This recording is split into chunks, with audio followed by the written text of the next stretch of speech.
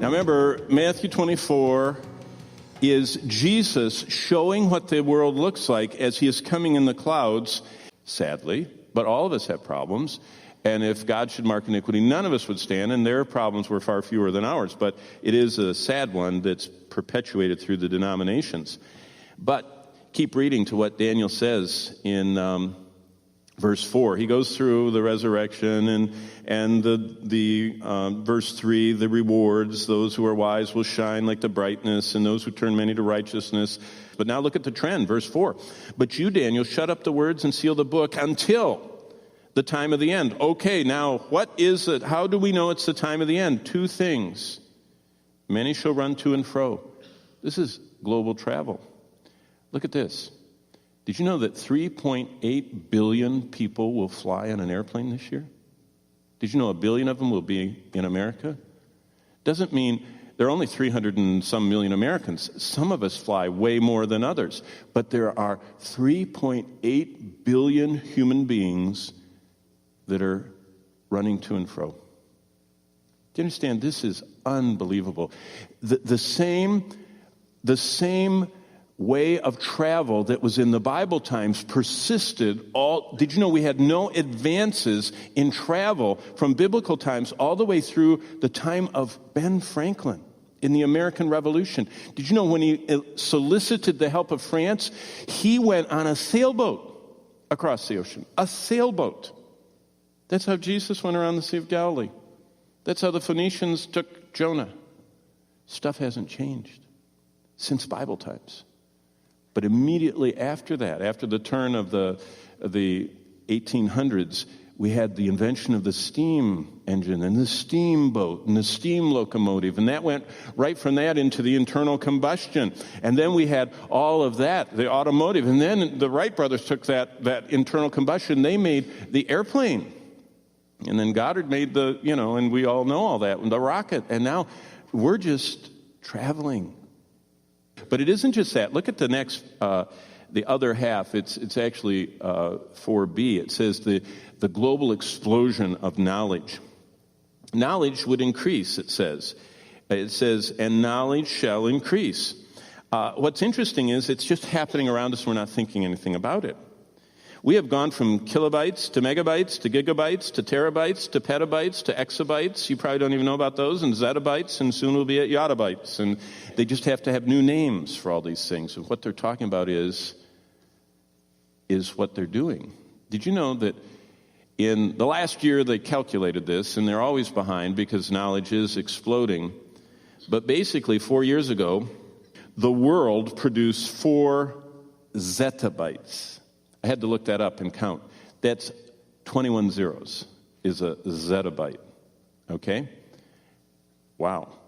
4 zettabytes of information in 2013. That's a 1 with 21 zeros. Or, now to put it in terms young people can understand, 304 million years, not hours, of 4K high-def video. 304 million years. That's 24 hours a day, 365, it would be like having an HD movie of the world, in high def for 304 million years of it. Or the equivalent, UCLA said, of every human on earth getting the information of 348 newspapers every day dumped onto them. So, to get a stack higher than me by a couple times of newspapers dropped on you every day is how much information we're producing. And our world is zettabyting. This month we saw the introduction of a whole new generation of computer chips. Each generation is basically doubling, that's the old rule. But the new chip is the AMD Ryzen. It's 14 nanometer architecture. Just in common talk, that means the chip, it's the size of a quarter. That means it's an inch by an inch.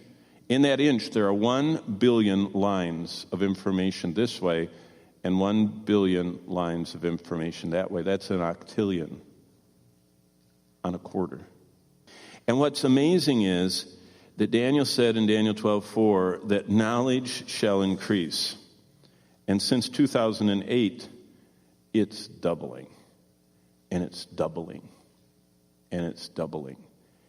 It's amazing. Specifically, it was referring to an understanding of Bible prophecy, but it's an increase in scientific knowledge that's implied. And what's amazing is that we are living in the time where we don't even think about it. Let's go to exabytes and yottabytes. It doesn't matter.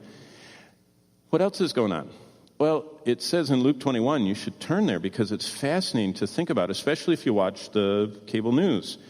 It says what's going to happen is while people are watching the news, and it's in chapter 21 and verse 25, something is going to start happening. There will be signs in the sun. Aren't we seeing that? I don't know if you pay attention, but I was standing in a gas station. All of a sudden, the ATM machine in the gas station started going, started putting out receipts. Not money, receipts. It was not trained well. It should have been giving out 20s. But it was just giving out receipts. And the clerk and all of us went, huh. Found out later that a solar plasma jet had come across and had done something to one of the satellites that feeds the dish on the roof of the gas station, and it confused the ATM machine. It wasn't anything big, but it was interesting that something from the sun affected us in the gas station. Look what it says in verse 25. It says, and there will be signs in the sun, in the moon, and in the stars, and on the earth, distress of nations with perplexity. What's causing this distress and perplexity? The sea and the waves roaring. Men's heart failing them from fear and the expectation of those things which were coming on the earth, for the powers of the heavens will be shaken. So it's solar and atmospheric and even oceanic wildness that's going to affect people. They're going to be watching the television of either the latest solar flare or the latest tsunami or earthquake or whatever, and it's all of a sudden it's not a movie.